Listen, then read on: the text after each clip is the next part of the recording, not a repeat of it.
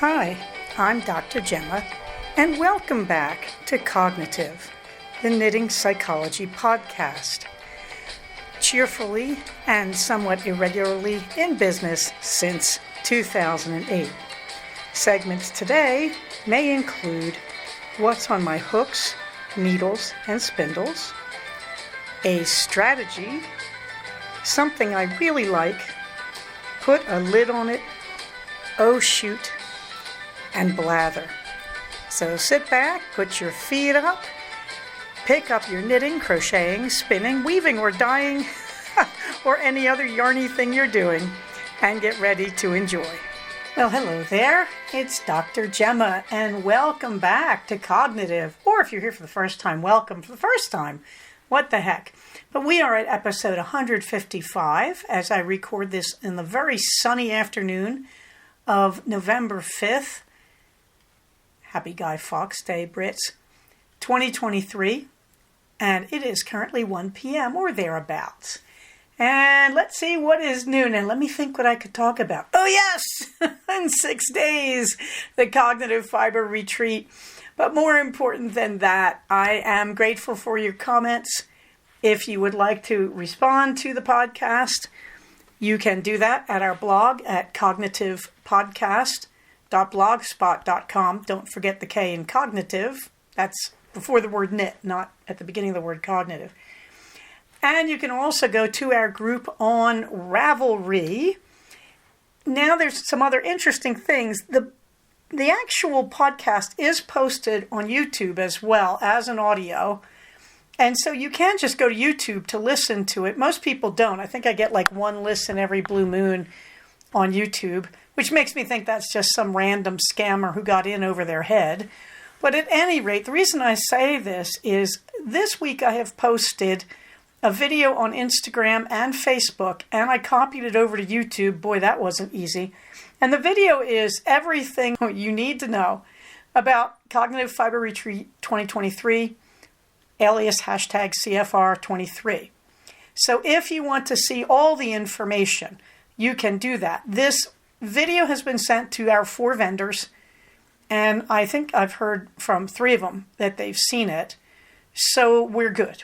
And it's posted in the show notes at cognitivepodcast.blogspot.com. I have not yet been able to post it to Ravelry. I'll see if I can post the link to the YouTube video there. Every place else that we normally are, Instagram, Facebook, and YouTube, you can find the video. Okay, so it's about half an hour, and I talk nonstop without taking a breath because I'm between patients last Friday, and I'm a bit tense. Just a little too much, and I'm trying to do it from memory. It's amazing there's that much to say. I'm really happy about this video for a number of reasons. The hotel is already trying to bargain with us to do CFR 24. I am ready to do that. I want you to know if you're coming. If you're not coming even, I'm interested in your proposals for a date. But sometime in the next few weeks, I want to firm up the date for CFR 24, assuming that CFR 23 goes okay. The reason I want to do this is if we're going to get vendors, I want to make sure I hook them in as fast as I can. This is a busy, busy time of year for shows and whatnot. Okay, I'm sorry. You know, the weird thing about next week is the actual event. So next Sunday when I record, it's very weird. It'll be all about like, wow, this was the CFR that was. And then after that, I won't be talking about CFR all that much, and I'm sure most of you will be relieved. Thank you for your patience, those of you who can't go or wouldn't want to go or whatever. Thank you for your patience with all the stuff I've had to say about this. So as soon as I finish recording this, I'm going to try to edit it as fast as I can. So this one, in the show notes it says it will upload on November 11th, but probably it's going to upload sooner because some attendees will be anxious and want to hear it. And I'm packing, and you can see the picture at the top of the show notes. I've already got a filled trunk, and the back seat's well working on getting filled up. So, yeah, I am already packing for CFR. And it's such a relief. This study is about half cleared out. Suddenly I have room to move again.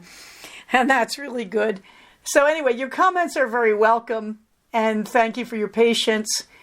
So again, the warm thanks, of course, to everybody, including the listeners who aren't going, for your support for CFR 23. For those of you who've listened without hope of attending patiently, and for those of you who are following it, thank you for your support. That goes for all the Ravelry people, that goes for the people on Etsy, that goes for our vendors. We're heading for it at breakneck speed. I'm sitting here realizing that a week from today it'll all be over, and I'll be probably sitting with my knitting group, Yarnopoly, just sort of spinning. But at any rate, either that or I'll come home and I'll just lie on the bed and stare at the ceiling until I regain sanity. Also, though, thank you to the wonderful Amber W., who sent me the delicious selection of Plum Deluxe teas. I am enjoying them wildly. And right now I have a cup of the iced pear cinnamon, and below I'm going to review the spicy caramel apple herbal. Thank you so much, Amber. I'm deeply, deeply enjoying those. I want to make sure that I thank you because that was an extremely generous gift. The CFR 2023, pretty basically, it's almost over except for the shouting. There is a link to the information thread. And remember, the information thread is on Ravelry in our group for the Cognitive podcast. I have to say, too, I got some very curious responses this past week. And I'm just going to say the obvious here. If you want to come to a retreat and it is being hosted by a podcaster, I'm just going to say, it seems to me the logical thing is to listen to the podcast. Just saying. Because I got this series of like, well, you didn't tell me. And it's like, guys, I think you could have put two and two together here. That the information is going to be in my podcast. That's where I'm reaching out. And I don't think it's a lot to say you need to go to the podcast. And the group on Ravelry, of course, everybody involved in this is on Ravelry. And I'm just sort of like confused, like, okay, so let's make it clear when we talk about CFR 2024, if you want your friends and neighbors to come, you're going to have to steer them towards the podcast, at least towards the show notes. And I really do try to keep everything up to date. And I apologize, too, because I have taken it for granted that most of the people attending have already done this in the previous 8 CFRs. And I don't know, because part of this just seems logical to me, but I'm not always up to speed and I have a busy life. So thank you for your patience if you've had some trouble finding the information. Again, it's always been here in the podcast and in the show notes in the Ravelry group. And, thank you. Somehow we're making it all work, and I'm going to be so glad to meet you all. I think what I would like you to realize is when you do a retreat like this, it's a learning experience for everybody. For me, as the person organizing it, for the hotel, as the people who have no idea that this kind of thing can work, and for all the attendees. So, I guess I'm saying thank you for your patience, but also I'm sort of nudging everybody. Look, I don't think the podcast is that hard to listen to. Some of you are using it to go to sleep at night and find it soothing. I'll never understand that, but I'm really grateful. So anyway, the information for CFR 23 is still in the podcast notes. And I think we're probably all a bit tired of that. Oh, good news. Laser Sheep has indeed confirmed that they're doing a show-specific colorway, but I still haven't seen it. So Laser Sheep and Oink, if you're doing show-specific. I did not ask Lisa Souza to do this because I knew she was traveling, and I just let that go. Lisa Souza is a different breed of cat, and this is a great thing in our vendors, that we have 3 different types of vendor here. We've got Lisa, who does incredible every weight, and of these vendors, I don't do sweaters in DK or in sock, especially not in sock, although I've considered it. And so, to me at least, I go for bulky or I go for worsted weight and DK. I have done DK sweaters. I just don't like doing them that much. And so that's who I see Lisa Souza primarily as being. I choose vendors based on the logic. Everybody has to bring something unique to the table. And what Lisa brings to me is the bigger weights of yarn and just a huge established catalog of colorways. And I think I would say that Laser Sheep and Oink both bring fabulous fingering weight. And also Laser Sheep does a few unusual things like stickers and whatnot. So there's just enough elbow room. Also, they sort of travel as a pair.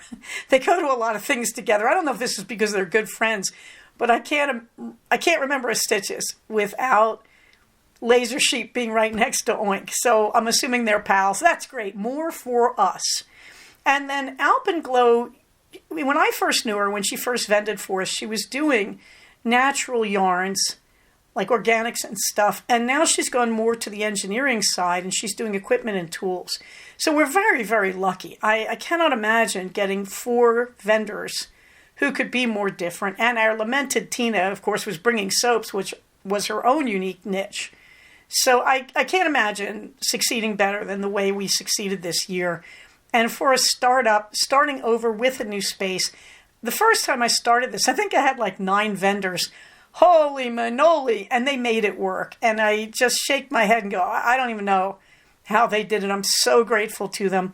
I am hoping that next year we can bring in Dizzy Blonde again. We never had a problem when we had a lot of sock yarn vendors. We never had a problem with it. Fingering weight, I was famous for having a event where they all sold out. The first 2 years, I know the first year, and I think the second year, most of them sold out completely. Did not think they were going to do the sales they did. And that's thanks to you, the CFR attendees, because by some miracle, we got this really sophisticated, skilled bunch of fiber people who spun, people who crocheted, people who knit, people who dyed. And so it's always been so incredibly harmonious that all these people bringing their skills together. And we always had just enough less experienced people to make it interesting so that we could teach spinning or drop spindling, or we could teach techniques. So this is very exciting, and I'm hoping we're getting that same kind of chemistry again. Now, if you go to the show notes this time, you're going to see that I actually have the schedule up as I know it right now. This is not written in stone. We have done schedule changes on the spot on the day of, but people who are trying to do this as a one-day thing, I wanted them to see the schedule. So this is in the show notes on Ravelry, on the show notes on Blogspot, and also on the YouTube show notes as well. And I'm probably going to try and stick the schedule up on Facebook and Instagram in independent postings. I have to remember to do that. At any rate, there is the schedule, including the things that are ongoing, which would be the yarn exchange, the mini skein trading, the Mother Bear kits, and a crochet along for the Abbas sock yarn cow. And I've talked about that enough. I don't want to exhaust it, but I do want you to realize among the raffle prizes, there will be 3 kits, starter kits for the Abbas sock yarn cow. What are they?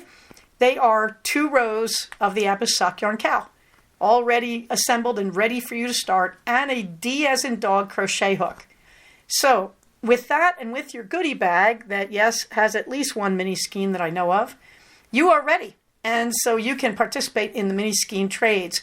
But I thought it would be fun if we did a crochet along on the Abbas sock yarn cow, which means everybody with mini skeins, if you want to do this, you can go to the pattern and start your Abbas sock yarn cow, and I would do it before you go. Just chain your 176, chain, tie it together, and then chain 2, and then every other chain you do 1 single crochet, 1 chain into every other chain, and then on the next row, single crochet, chain 1 into all the chain spaces. And you just do this when you get to the end of the row, you tie it off, and you start a new color anywhere you'd like on the next row, so you don't have a big bulge where you start it all in the same place every row. And you can just walk up to people with your Abbas sock yarn cow and go, can I trade with you, get a skein from them, crochet around the row, hand it back to them if you don't want it. If you do want it, that's great. But we can just keep trading little skeins. I say this because this sock yarn cow is insanely good for using up your leftover wildly variegated sock yarn skeins. This is the one. This is where you're going to burn all those up. I've made 2 of them in the last 2 weeks. I'm having so much fun making them. They're just things that sit around here with my pile of minis that I'm looking at.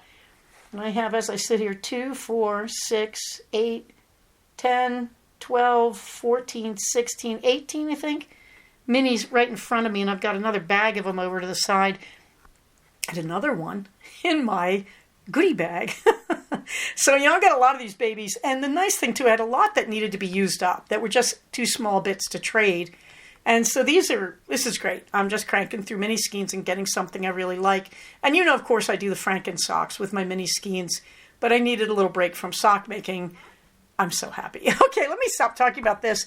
All the links you know and expect to the various mini skein patterns and all that for Crochet and Knitting, they're in the show notes. So what, you may say, is on my hooks and needles? Well, it's true. I finished the Llama Love sweater and it looks great. You can see a picture of me wearing it. It's quite perfectly fitted, although I still do need to wash it and block it, which is great. I could use a little bit of ease in the lower arms, a little bit, because I did color work. So, letting the fiber relax a little bit in a nice wet blocking is exactly what I want to do. But you can see the picture of me wearing it, and it's just happy. It came out so great, and I worked on the arms. Because I was running out of the foxglove, I really was playing yarn chicken down the arms with the foxglove. This is a Lisa Souza yarn. This is her Superwash Merino. Boy, am I happy I used this. Boy, and I'm picking up 4 more skeins of the same yarn in her St. Louis Blues to do the Estrella sweater. And that's probably something I'm considering casting on at the event or next week sometime. I'm so happy with this pattern. I used the 41-inch variation. The 41-inch variation does not show up very often in the patterns by Megan Regan, alias Bad Wolf Girl Knits, but it is in the Llama Love sweater. There's a 41-inch variation. I have a 40-inch chest, and I wanted this to be relatively fitted. I didn't want it real loose. I got right bang on gauge. That worked out perfectly, which sort of pleasantly surprised me. And this just came out exactly on. But since I was running out of the foxglove, I just improvised on the color work on the sleeves. I just said I'll use other colors. And then I wanted to go with lower contrast for the cuff, so I did not use the white or the blue yarn. I used the red because I figured that would flow more from the foxglove pink. So all that color work is me taking Megan's stuff and improvising. She has little blue llamas on the chest collar work of her original. And I did not want the collar to go down over my breasts because it does not look good when you're an older woman. That if you're younger and you've got a higher chest, let's be clear here, it's okay to have your chest is kind of up under your chin and the color work goes across it. That's very nice. If you're older and you have a little bit more, shall we say, mature build because you've nursed babies and all that, it doesn't look good when this goes right across your chest. You want it to skim above your chest a little bit. So I took the blue llamas and the big pink hearts off that. I added a different Piri below the white llamas, which are the showpiece of the collar, if you ask me. Then I took the blue llamas and I put them down my sleeves. I didn't do the pink hearts because I color tested that, and they would be red hearts actually on this set. And I realized they were just going to fade on the sleeve. You wouldn't really see those big red hearts. And so I said no. Now, if you want to do a 41-inch chest on a Megan Regan sweater, I've been looking at her collars. They're all adaptable to it except the double llama of the Llama Love sweater. I did the single llama version. Okay, and every other sweater I've seen of hers, the dimensions of the collar in width and length are roughly always the same. There's a little bit of variation in length.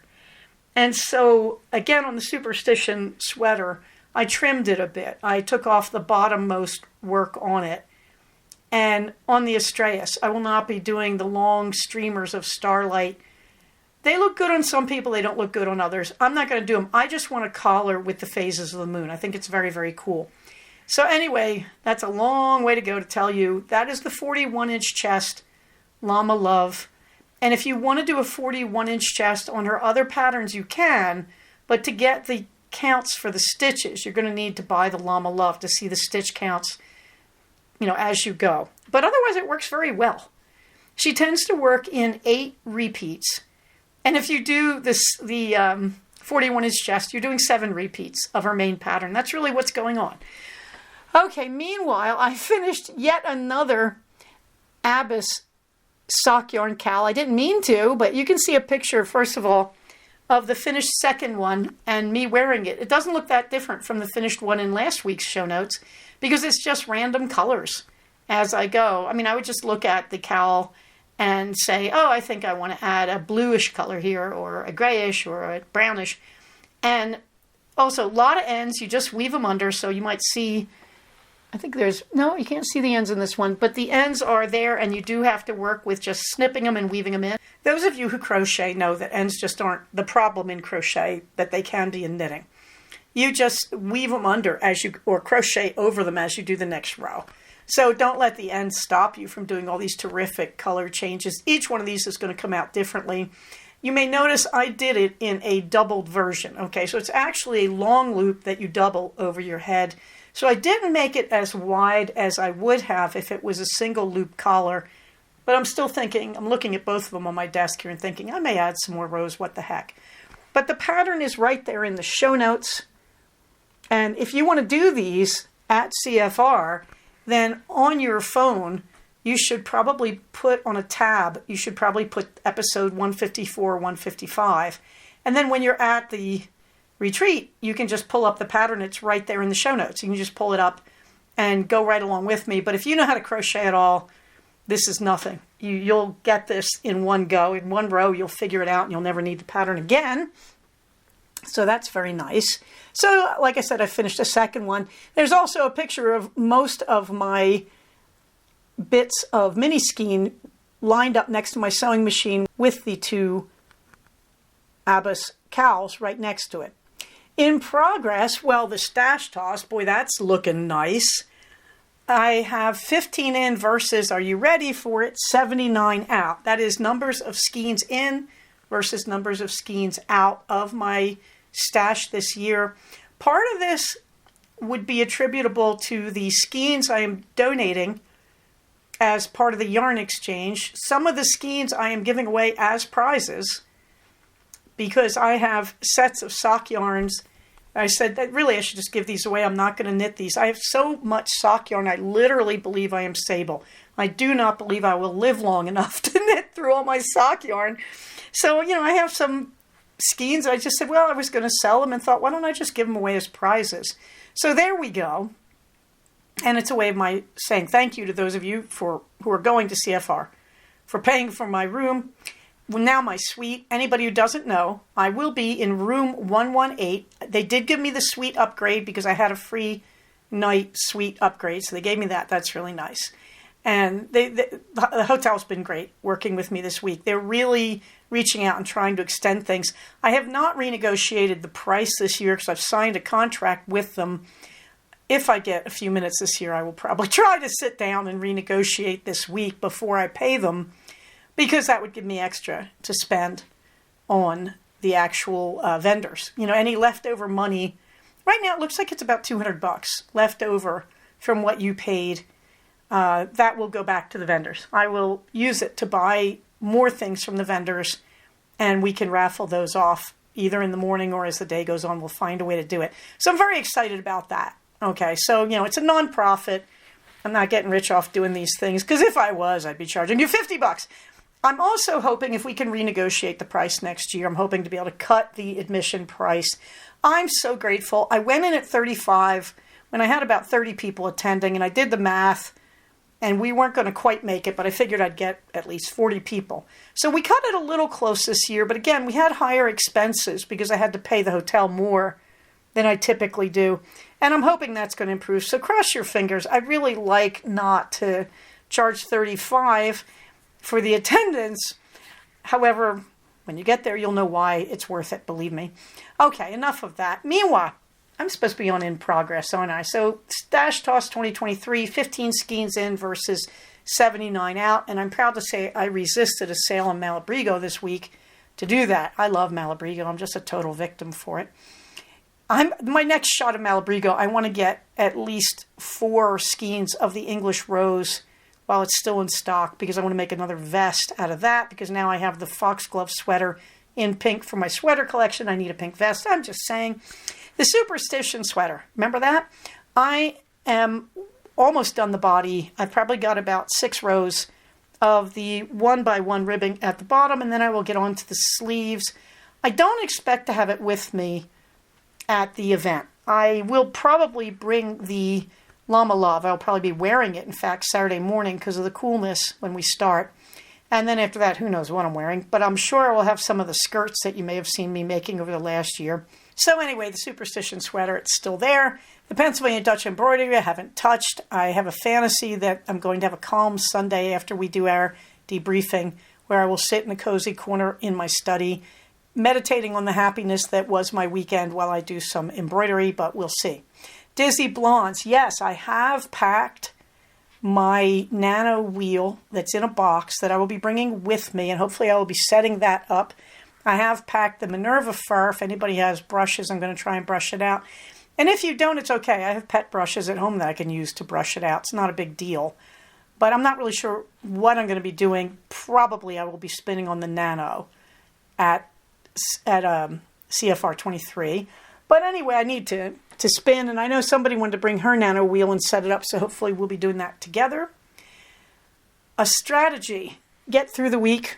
In other words, no, I really don't have much of a strategy today, except I am packing in small bits for CFR, and I'm sitting here typing in the strategy. And really, I'd have to say then the strategy of the week is one day at a time. That I have so much going on this week. I have a full load of patients. Nobody's canceled. It's really terrifying. And I've got to pack the car, and I've got to do the laundry. I've got to make all this happen along with the usual stuff we do on the farm. And so I'm just going to give you what I'm doing this week, which is I am getting through it one day at a time, one event at a time, seeing one patient at a time. Now, the interesting thing this week was I had a patient get angry at me, but it's not a very healthy person, I have to say. Because they said, how are you doing? And I said, oh, I'm so happy because I'm trying to get through this week and I have some major events coming up. And I said, it's important to be able to say that because I want you to know there's no magic therapy, that I do practice what I preach, that I don't just pull rabbits out of hats saying, here's the thing you could do therapeutically. I actually do this stuff. And so I really do want you to get the idea that when things get overloaded like this, you have to do things one day at a time. Now, the other thing, I make a joke. Patients say, how are you? And I say, oh, I'm always good. That's why I'm so annoying. And I think it has to be said. It's a kind of reality testing. Look, I have problems like you have. I have sick people in my family. I have patients who get aggressive with me. I have stresses from work. Although I have to say, I really have a good job. For the first time since I've been doing this podcast, I really have a good job. I could not ask for better than I have. It's so peaceful. And yes, I could make more money, but I'd have to take on an idiotic amount of stress. And I'm no longer willing to do that. I'm no longer willing to have dangerous patients. I'm no longer to have high-risk stuff. This job is terrific. But no matter how good your life is, everybody has problems. And you have to realize it's not that you don't have problems. And people go through very tough times in their lives. So, no matter how good I am as a clinician, no matter how much I adhere to these strategies, if somebody I care about dies, I'm sad too, okay? That this therapy is not an escape from your emotions. But what it really is about the gratitude for the times like CFR 23, the happy times. And it's also about the awareness that you can make the happiness, that you are going to have to build your own happiness. Because for most of us, the world is not going to hand it to us.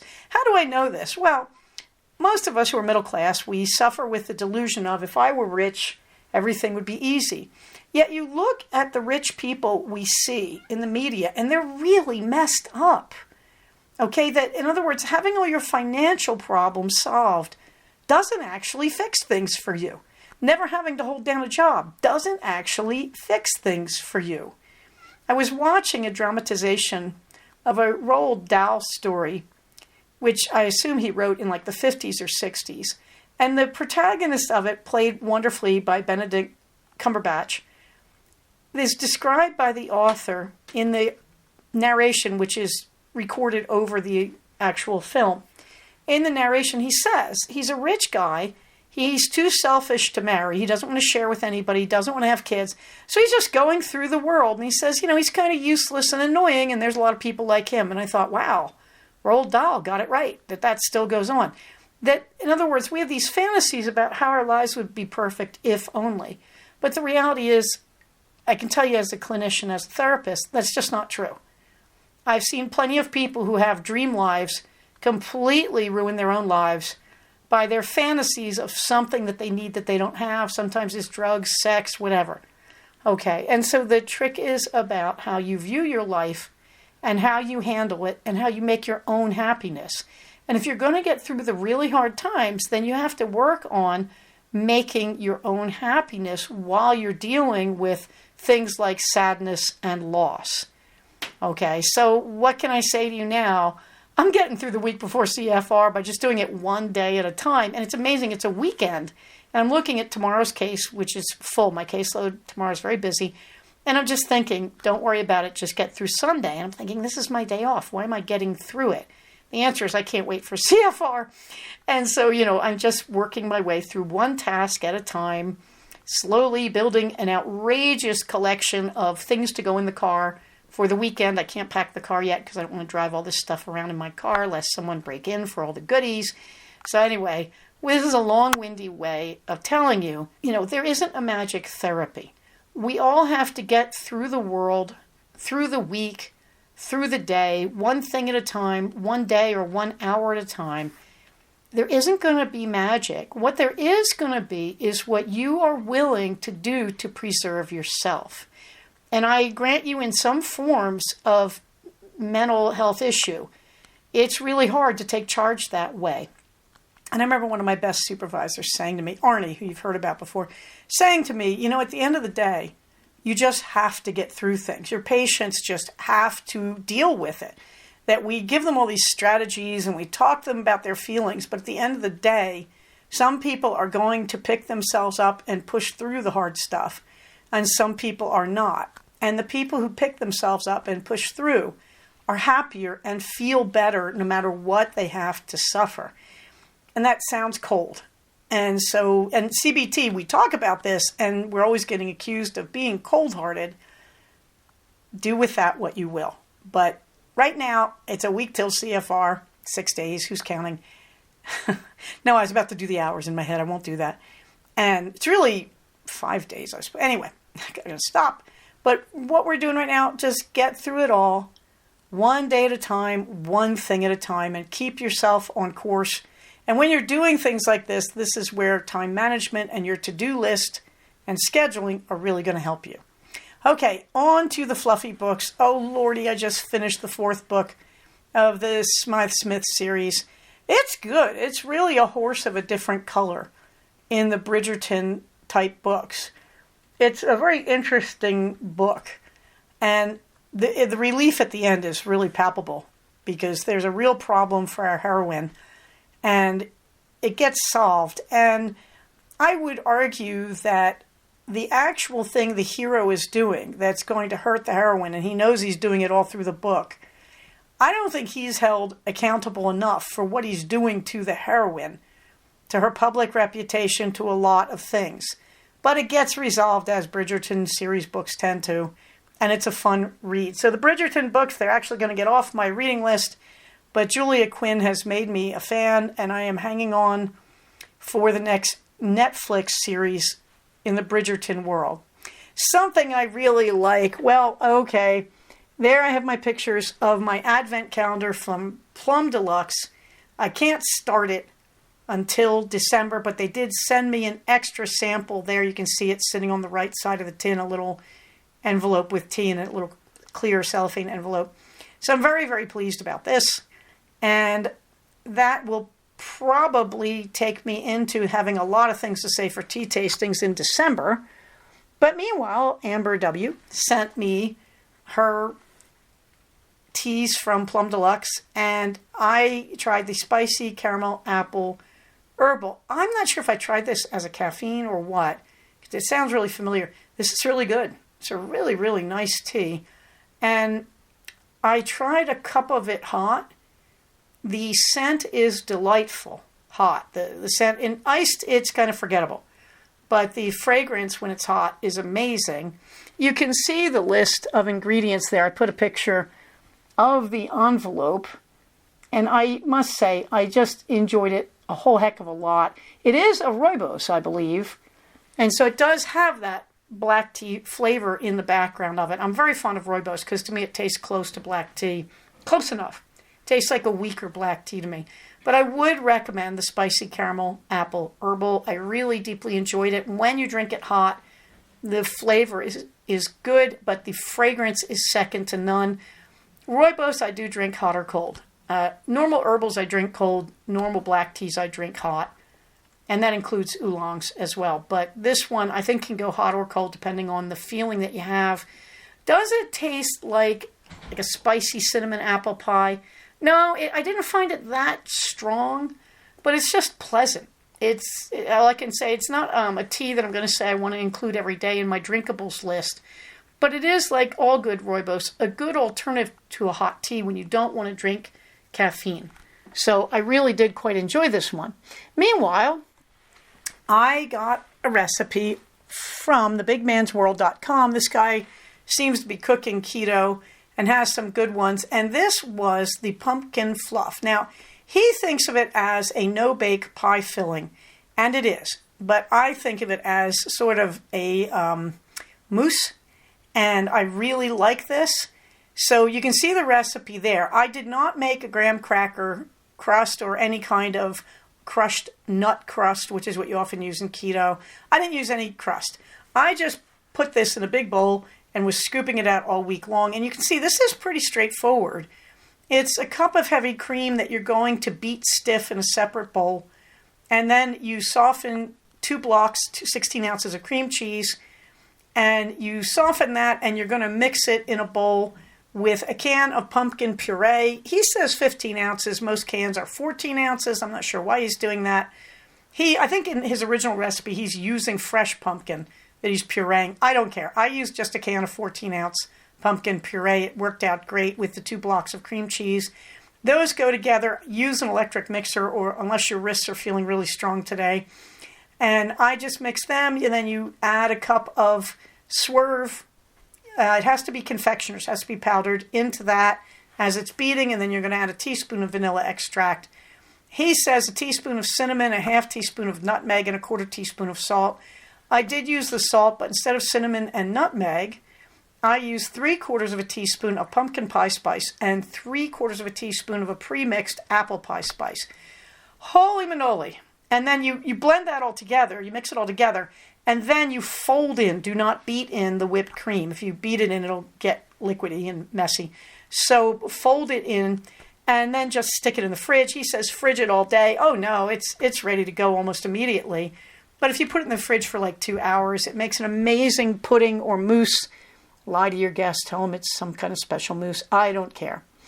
On to the blather. Queenie is getting her shots this Thursday morning early. So that's good because she is behind on her shots. I'm ashamed to say it. We just have had one crisis after another and haven't been able to manage it, which is really kind of horrible. But I can only do it on Thursday mornings, and my Thursdays have been sucked up relentlessly. I'm looking forward to getting back to watercolor class, but too many things going on. Project G, we are slogging on, but it's really on hold until after CFR 23 because I'm using the car for CFR 23. The remarkable thing is we've been doing it about 6 weeks. The garage looks so much better. My husband has reshuffled his study and loaded all sorts of things into it that he wants to sell. So that's nice. Things look a lot better and a lot more tidy. Project T is just on hold. Right now I'm not doing any transcription. Project Cookbook, well, the pumpkin fluff went into my recipe card file. Meanwhile, though, we did get our first box of organic grass-fed, hormone-free meat from wildpastures.com. Boy, we're happy. It's worth it. It's worth it. I think I figured out, it's about 14 meals plus some good bacon. I just had the bacon this afternoon for lunch. It's very heavy, almost Canadian bacon, almost British-style bacon. Uncured, very nice, very tasty stuff. And they had a deal first of all, I have to warn you, when you see the Wild Pastures offer, they say 20% off for life. No, it's not. No, it's not. When you get to their website, I think they just need to update their stuff. When you get to their website, it's 12% off. And I thought, is this a bait and switch? Am I angry at these people? But then I compared them to Chop Box, and there's one more. And they're all the same thing. And all of them are basically running with the same prices.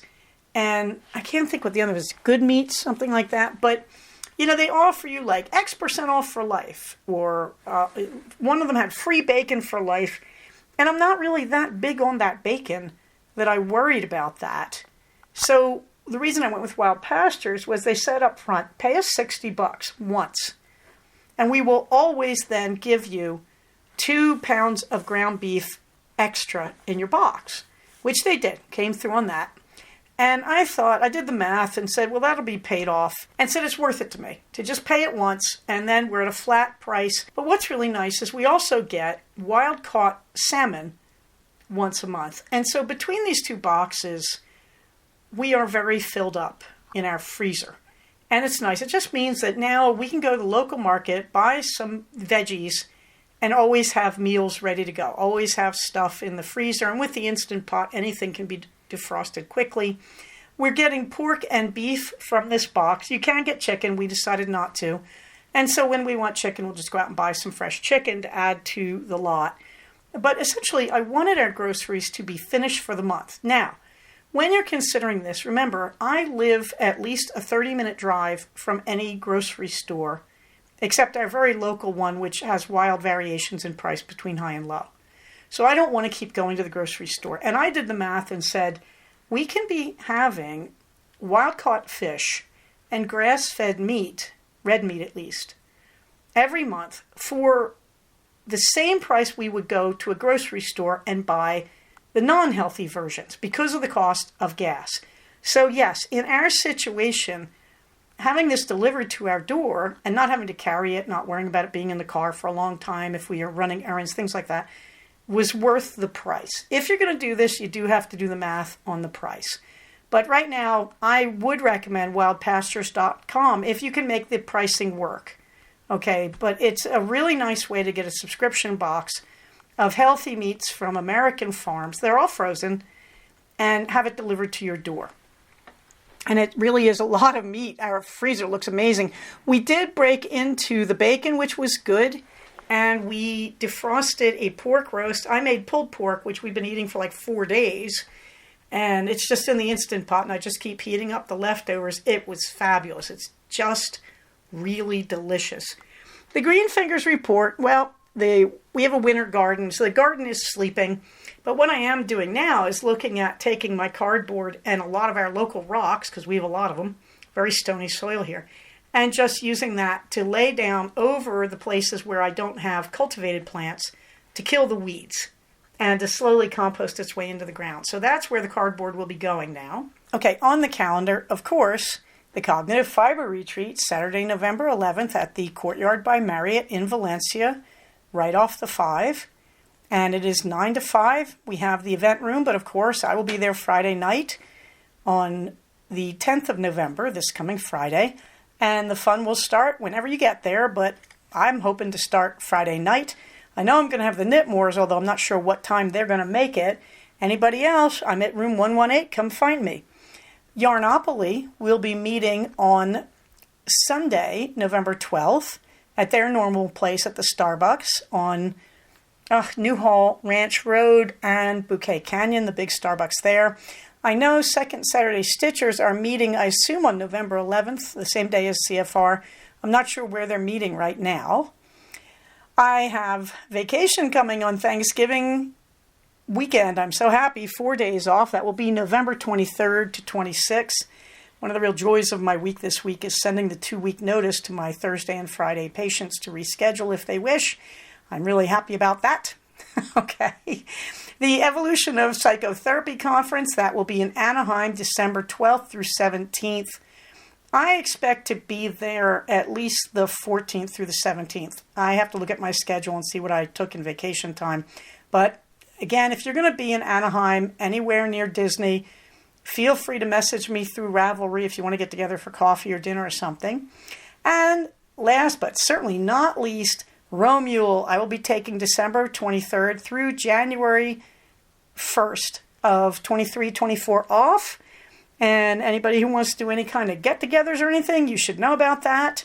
I will just be hanging out. I have not yet begun to figure out what sweater I will be making from my scraps, which is painful to say because I am trying to get through CFR before I do anything else in the nitty way. Meanwhile, Minerva gets the last word, and you can see her there napping next to my yarn basket, and she is dreaming, of course, of Cognitive Fiber Retreat 23, which is a little sad because I tried putting a harness on her so she could go outdoors. She hates it. So Minerva will not be attending CFR in the flesh, although she will certainly be present as an image on the goodie bags. Well, we can't have everything. I don't think she's figured out yet that I will be away for the weekend and she'll be at home. Meanwhile, all the usual stuff at the end of the podcast, all the links to the Ravelry people and the vendors and the Etsy people that I want you to know about. Please, if you're coming to CFR, even if you're not, get all your vaccines and stuff. Get yourself fit for the winter. Please remember that we are a community. That means when we act in a way to support our community, we are also supporting ourselves. When we support ourselves appropriately, we are supporting the good of the community. So do what you got to do for your health, folks. And in the meantime, everybody stay safe, take care of each other, and I will talk to you soon. Bye-bye. So we have come to the end of another episode of Cognitive. Please do not use this podcast to diagnose yourself. If you think you are having a mental health problem, please contact a licensed mental health professional. Show notes for these episodes can be found at cognitivepodcast, all one word, .blogspot.com. Episodes can be found at iTunes under the name Cognitive Podcast, but also can be found posted next to the show notes on the Blogspot page. Thank you so much for listening. Everybody, stay safe, take care of each other, and I'll talk to you soon. Bye-bye.